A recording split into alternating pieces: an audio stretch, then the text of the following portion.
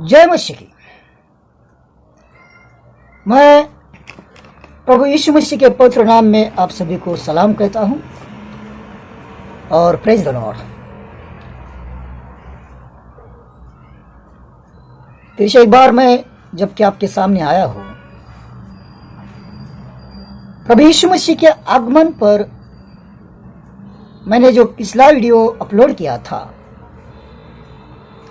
उस वीडियो में हमने उस बात पर चर्चा की थी कि कुछ लोग कलीसिया का जो उठाया जाना है उस पर एक भिन्न मत रखते हैं, विश्वास रखते हैं। और वह विश्वास है कि जब 7 साल का महाभयानक सताव का समय खत्म होगा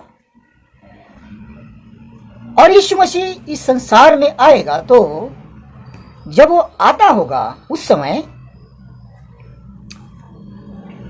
बीच रास्ते में, मतलब बादलों के पास में, जब वातावरण में, पृथ्वी के वातावरण में जब प्रवेश करेगा, उस समय वह कलीसिया को उठाएगा और जो मसीह में मरे हैं उन्हें जिलाएगा और ये यीशु मसीह को बीच में मिलेंगे आसमान के और फिर साथ में मिलकर के पृथ्वी पर आएंगे। ऐसा विश्वास करने वाले कुछ मसीही लोग हैं। और मैंने यह भी स्पष्ट किया था कि यह विश्वास बाइबल के वचनों को पूरी तरह से सपोर्ट नहीं करता है, या बाइबल के वचनों के अनुसार यह विश्वास नहीं है, यह मैंने स्पष्ट किया था। आइए आज हम ऐसे ही एक भिन्न मत के विषय में चर्चा करेंगे, जो कहते हैं कि जो महाभयानक, महाभयंकर क्लेश का समय है, सताव का समय है, 7 साल का समय, उसके बीच में यीशु मसीह आएगा और कलीसिया को उठा ले जाएगा और पुनरुत्थान होगा।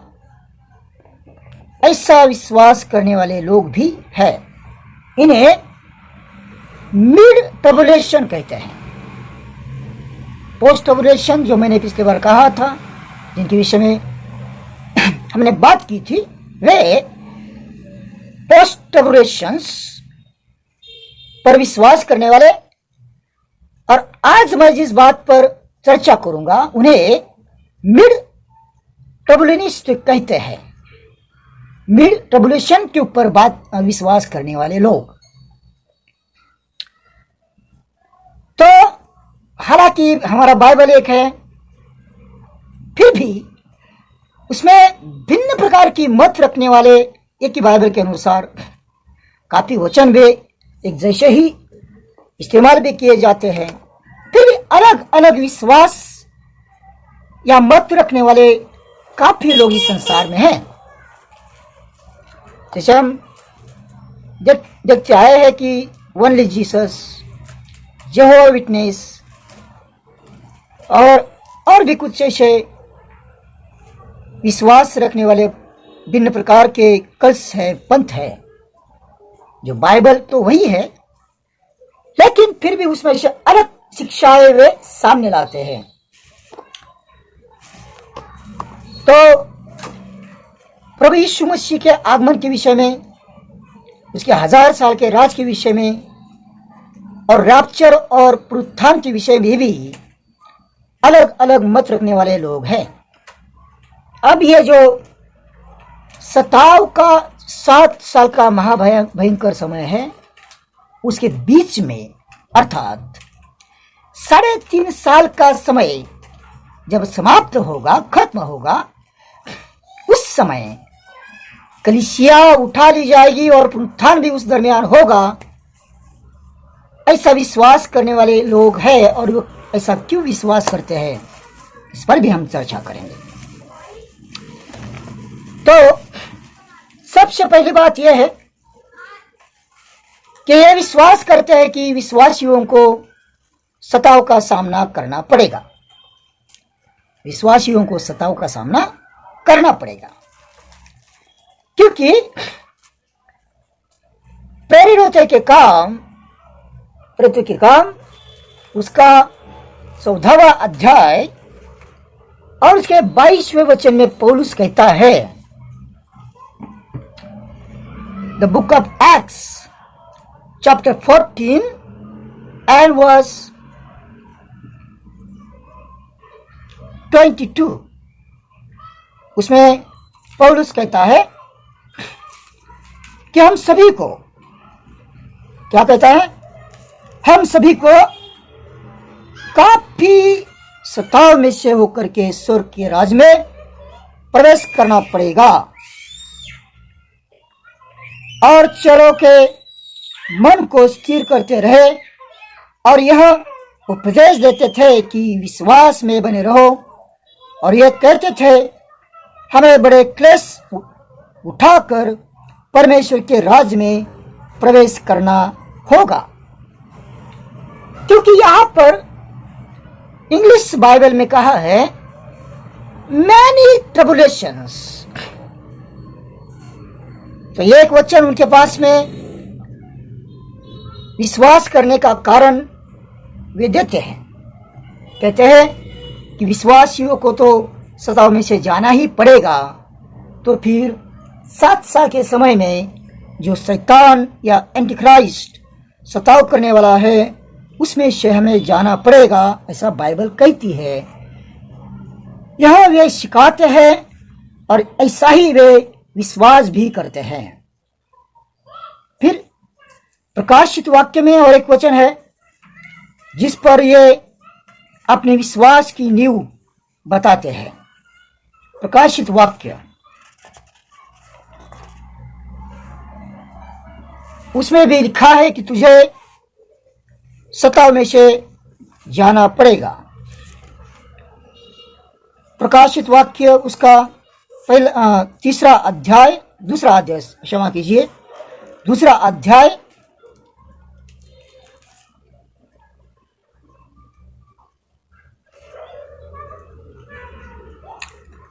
उसका 10वां वचन, जो दुख तुझको झेलने होंगे उनसे मत डर, क्योंकि देखो शैतान तुम में से कुछ को जल खाने में डालने पर है, ताकि तुम परखे जाओ, और तुम्हें 10 दिन तक क्लेश उठाना होगा। प्राण देने तक विश्वासी रहे तो मैं तुझे जीवन का मुकुट दूंगा। तो यहाँ पर ये वचन भी वे कहते हैं कि उनके विश्वास का कारण है। तो वे कहते हैं कि जो 3.5 साल का समय है और जिस समय में ख्रिस्त विरोधी कलीसिया का सताव करेगा, परमेश्वर के लोगों को सताएगा, तो उस सताव में से हमें जाना पड़ेगा, यह इनका विश्वास है। फिर दूसरा एक कारण है कि वे कहते हैं कि रैप्चर जो है वो महाक्लेश के 7 साल के बीच में है, पुनरुत्थान और रैप्चर बीच में है, क्योंकि 11वें अध्याय में, प्रकाशित वाक्य के 11वें अध्याय में हम 2 गवाहों के विषय में पढ़ते हैं। वहां पर यह प्रचार करते हैं, बड़े सामर्थ्य के काम करते हैं, और फिर उन्हें ख्रिस्त विरोधी मार देता है। उनका मरने का समय ठीक 7 साल के बीच में है, 300 और 6 महीने के बीच समाप्ति पर है, और 3 दिन और आधे दिन के बाद में, 3.5 दिनों के बाद में वे जिंदा हो जाते हैं और स्वर्ग में उठा लिए जाते हैं, स्वर्ग में उठा लिए जाते हैं। तो वे कहते हैं कि उस समय, जिस समय ये 2 गवाह उठा लिए जाएंगे, ठीक उसी समय कलीसिया भी उठा ली जाएगी और ठीक उसी समय पुनरुत्थान भी होगा। इसमें एक ग्रुप ऐसा भी है कि जो कहता है कि ये दो गवाह जो है ये उदाहरण के तौर पर है। तो जो दो गवाह है प्रतीकात्मक है, एग्जाम्पल है, ये वास्तविक दो व्यक्ति नहीं है। तो कलीसिया और इज़राइल है, ऐसा उनका कहना है। तो तीसरा जो इनका विश्वास है, तीसरा पॉइंट, क्यों ये विश्वास करते हैं, तो 12वें अध्याय में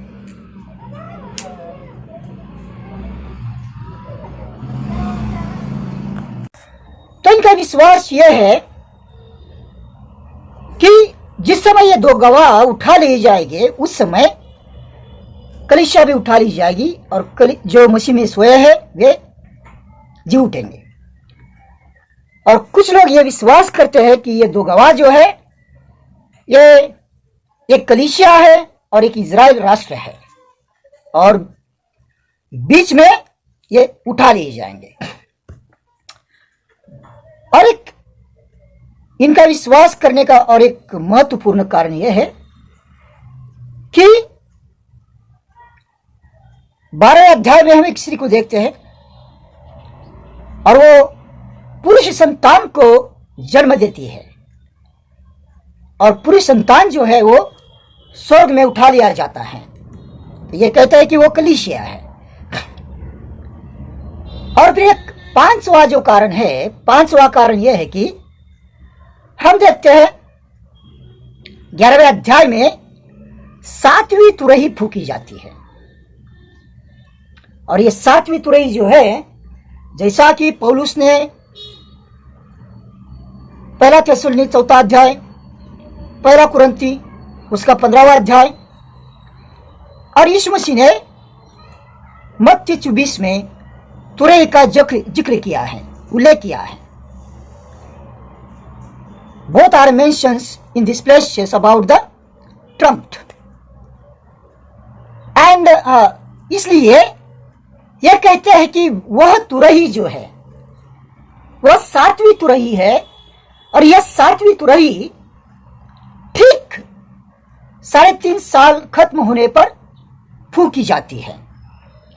इस कारण यह कहते हैं कि यह 7वीं तुरही जब फूकी जाएगी उस समय पुनरुत्थान होगा और कलीसिया भी उठा ली जाएगी। ये 5 महत्वपूर्ण कारण है जो ये विश्वास करते हैं कि कलीसिया सताव के बीच में 3.5 साल खत्म होने पर उठा ली जाएंगी और पुनरुत्थान भी तब होगा।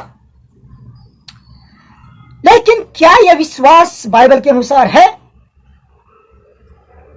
पहला जो उनका दावा है कि कलीसिया को सताव में से जाना पड़ेगा। वे कहते हैं कि शुरू की जो 3.5 साल है वे 3.5 साल ख्रिस्त विरोधी का सताव रहेगा, उसका क्रोध रहेगा और उस क्रोध का सामना कलीसिया को करना पड़ेगा। लेकिन 3.5 साल के बाद में परमेश्वर का क्रोध जब चालू हो जाएगा तब परमेश्वर क्या करेगा कि कलीसिया को उस क्रोध से बचा लेगा। लेकिन ऐसा कोई कारण मुझे दिखाई नहीं पड़ता है कि कलीसिया को ख्रिस्त विरोधी का या शैतान के क्रोध का सामना करने की आवश्यकता है। जहां तक प्रेरितों के काम उसका 14वां अध्याय और 22वां वचन है, उस वचन के अनुसार विश्वासियों को अपने जीवन में जो भी यीशु पर विश्वास करते हैं उन सभी को भिन्न भिन्न तकलीफों में से, सताव में से हमेशा ही गुजरना पड़ता है। और मुझे यह पूरा विश्वास है कि पौलुस इसके विषय में कहता है और यीशु मसीह ने भी इसके विषय में कहा है कि हमें सताव का सामना करना पड़ेगा जब हम यीशु पर विश्वास करते हैं। यीशु पर विश्वास करते हैं इसलिए लोग हमें सताएंगे, ऐसा यूहन्ना की किताब में 16वें अध्याय में इस विषय ने कहा है। वे हमें हमारा देश करेंगे, हमें सताएंगे, ऐसा उसने कहा है। तो यह सताव और यह क्लेश जो है इसका और 7 साल के सताव का कोई संबंध है ऐसा मुझे नजर नहीं आता है। फिर दूसरी बात जो है कि प्रकाशित वाक्य 2 अध्याय और 10वां वचन, तो यह वचन साफ तौर पर उस कलीसिया के विषय में कहा है। और हम जानते हैं कि जब नीरो बादशाह के समय में सताव चालू हुआ था, तब वो समय जो है वो इफिसुस का समय था। जो इफिसुस का समय खत्म हो रहा था, उसका 100 साल का समय है। और 100 साल का समय खत्म होने पर, मैं ये युग के विषय में जब हम कलीसिया का युग जब देखते हैं तो उसमें इसका डिवाइडेशन आता है। तो उस समय वो कलीसिया भी थी और उसको सताव में से जाना पड़ा। उस कलीसिया को सताव में से जाना पड़ा जो उस समय अस्तित्व में थी। यदि मैं कलीसिया पर कभी बात करूंगा तो ये जरूर आपको स्पष्ट करूंगा। तो ये जो स्मुरना कलीसिया है, वह कलीसिया उस समय सताव में से गई।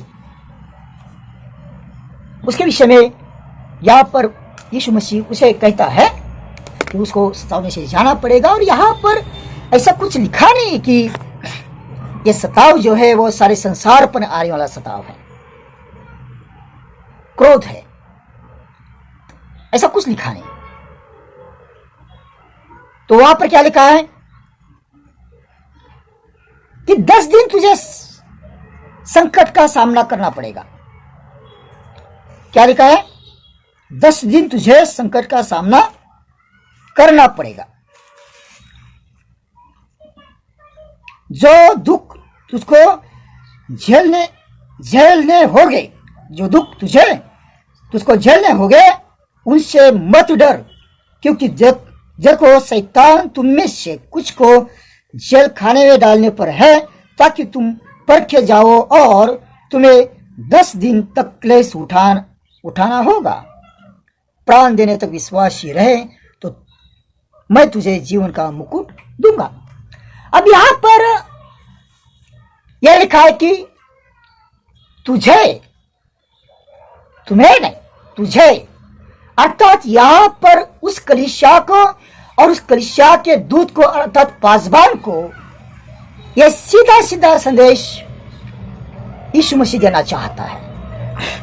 यहां पर सारी कलीसिया के विषय में यीशु मसीह बात नहीं कर रहा है, यहां पर तुम्हें नहीं कहता है।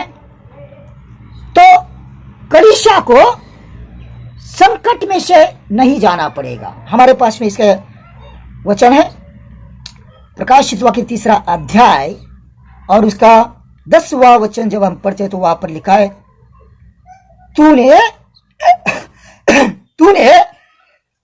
मेरे धीरज के वचन को थामा है। तूने मेरे धीरज के वचन को थामा है, इसलिए मैं भी तुझे परीक्षा के उस समय बचा लूंगा जो पृथ्वी पर रहने वाले के परखने के लिए सारे संसार पर आने वाला है, सारे संसार पर आने वाला है। तो ये 7 साल का जो समय है वो एक साथ सारे संसार पर आने वाला है। और प्रभु यीशु मसीह कहता है कि उस क्लेश से, उस परीक्षा से वह हमें बचा लेगा। प्रेज़ द लॉर्ड, बचा लेगा। अर्थात यह हमें उठा ले जाने के विषय में वायदा करता है। उस शैतान के क्रोध से, एंटीक्राइस्ट के क्रोध से और आने वाले परमेश्वर के 3.5 साल के क्रोध से भी बचाने का वायदा यीशु मसीह यहां पर करता है। इसका मतलब हम 7 साल के भयानक क्लेश में से या सताव में से नहीं जाएंगे, ये वायदा है। तो यहां पर इनका ये विश्वास वचन के अनुसार नहीं है। फिर दूसरी बात, जो ये विश्वास करते हैं कि दो गवाह उठा ले जाएंगे, तो 2 गवाह जो है वे ठीक है, वो 3.5 साल का समय जब खत्म होगा तो उठा ले जाएंगे और उनका जो मरना और उठाए जाना वो तय है। और ये वास्तविक है, ये प्रतीकात्मक नहीं है। कलीसिया और इजरायली राष्ट्र नहीं, उनको दर्शाने के लिए वहां पर 2 गवाहों का चयन नहीं किया है। ये वास्तविक 2 व्यक्ति है। अभी काफी इस पर लोग कहते हैं कि कोई एलिया होगा, हनोक होगा वगैरह वगैरह, हम उस पर बाद में बात करेंगे। लेकिन ये 2 व्यक्ति है, गवाह है जो मारे जाएंगे 3.5 साल के बाद दिन के बाद में उठा लिए, जिंदा हो गया और स्वर्ग में जाएंगे। लेकिन यदि कलीसिया उनके साथ में उठा ली जाती है और ये कलीसिया के साथ में पुनरुत्थान उनका होना है, तो यहां पर एक बहुत बड़ा सवाल ये उठता है कि यदि कलीसिया इन 2 गवाहों के साथ उठा ली जाती है और पुनरुत्थान भी उसी समय होता है, तो फिर कलीसिया जब 7 साल का समय चालू होगा तो कलीसिया 3.5 साल के बाद में उठा ली जाने वाली है, यह सबको पता चल जाएगा, जैसा मैंने पिछले बार भी कहा था। तब इस बात का क्या मतलब रहता है कि यीशु मसीह कहता है कि मेरे आने का समय किसी को भी पता नहीं है, न दूतों को, न मुझे, न और किसी को, केवल परमेश्वर पिता को यह मालूम है कि वो कब आएगा। तब यहां पर चोरों के समान आने का कोई मतलब रहता नहीं, या तो साल, दिन और समय भी पता चल जाता है। मान लीजिए कि आज शाम को 6 बजे ये 2 दूत गवाह मारे जाते हैं, 2 गवाह मारे जाते हैं, तो आज की रात, कल का दिन, और कल की रात और परसों का दिन, उसके बाद में की रात और दिन, नहीं क्या 3 दिन 3 रात, और आधी रात को ये उठा लिए जाते हैं। मतलब आज के बाद में कैलकुलेशन करेंगे तो हमें समय भी पता चल जाता है। इस कारण ये 2 गवाह के समय में कलीसिया नहीं उठा ली जाती है, क्योंकि कलीसिया का उठाए जाने का समय और पुनरुत्थान का समय गुप्त है। वो किसी को भी उस समय तक प्रकट नहीं होगा जब तक कि कलीसिया उठा ली नहीं जाएगी। जब कलीसिया उठा ली जाएगी, पुनरुत्थान होगा, उस समय कलीसिया को मालूम पड़ेगा कि हम उठा लिए गए हैं, हमारा रैप्चर हो चुका है, हमारा पुनरुत्थान हो चुका है। तब कलीसिया को मालूम पड़ेगा, और जो पीछे बचे लोग हैं जो जानते हैं बाइबल के विषय में, उन्हें भी मालूम पड़ेगा कि कलीसिया उठा ली गई है। तब तक ये गुप्त है। यीशु मसीह का वो जो आसमान पर आकर के कलीसिया को लेके जाने का जो यह है, वो चोरों के समान है। फिर यहां पर यह कहते हैं कि ये जो पुरुष है, पुरुष संतान है, तो पुरुष संतान किसको दर्शाती है? पुरुष संतान जो है, ये कलीसिया में से जो 1,44,000 है उनको दर्शाती है, जिनको हम 7वें अध्याय में, प्रकाशित वाक्य 7वें अध्याय में और 14वें अध्याय में देखते हैं, जो 14वें अध्याय में यीशु मसीह के साथ में है। ये इजराइल में से चुने हुए लोग हैं, इजराइल के गोत्र में से चुने हुए लोग हैं, हर गोत्र में से 12,000। तो यहां पर इनका ये दावा जो है कि ये वो लोग हैं, मतलब इनका दावा जो है कलीसिया उस समय, वो कलीसिया का उठाए जाने का यह है चिन्ह है। तो ये बात यहां पर झूठ है, क्योंकि ये पुरुष संतान ही उठा ली जाने वाली है, तो फिर बहनों का क्या होगा?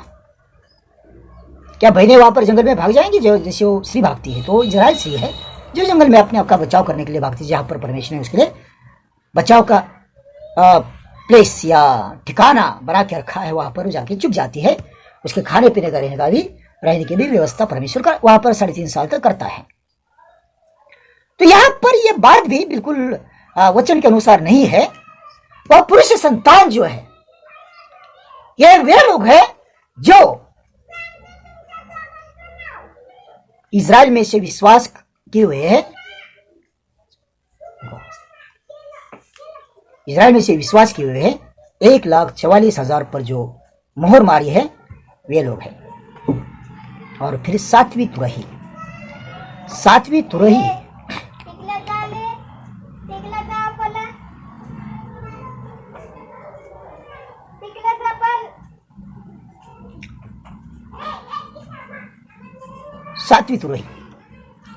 ये 7वीं तुरही जो है, वो अगर आप काउंटिंग करेंगे तो ये 7वीं तुरही अंतिम साल को आसपास में फूकी जाती है। जब तुरही के विषय में मैं बात करूंगा तो मैं इसका स्पष्ट कर दूंगा। 7वीं तुरही बीच में नहीं, 7 साल का जब समय खत्म हो जाता है, 7 साल का जो समय है उसके बीच में नहीं फूकी जाती है, वो 7 सालों के बाद में फूकी जाती है। हाँ नहीं, सॉरी क्षमा कीजिए, 3.5 सालों के बाद में फूकी जाती है, जिस पर मैं बाद में चर्चा करूंगा। तो ये इनका दावा जो है वो बाइबल के अनुसार नहीं है कि कलीसिया बीच में उठा ली जाएंगी। इस कारण कलीसिया कब उठा ली जाएगी, पुनरुत्थान कब होगा, ये बात बिल्कुल गुप्त है, परमेश्वर के हाथ में है, केवल पिता जानता है, हम नहीं जानते। कलीसिया को कोई सदस्य नहीं जानता, किसी भविष्यवक्ता के प्रकाशन होने वाला भी नहीं है, चाहे कितना भी बड़ा भविष्यवक्ता क्यों न हो।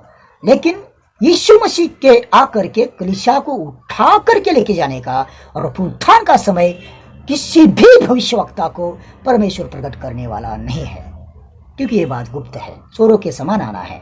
लेकिन हम सभी को तैयार रहना है, वो कभी भी आ सकता है।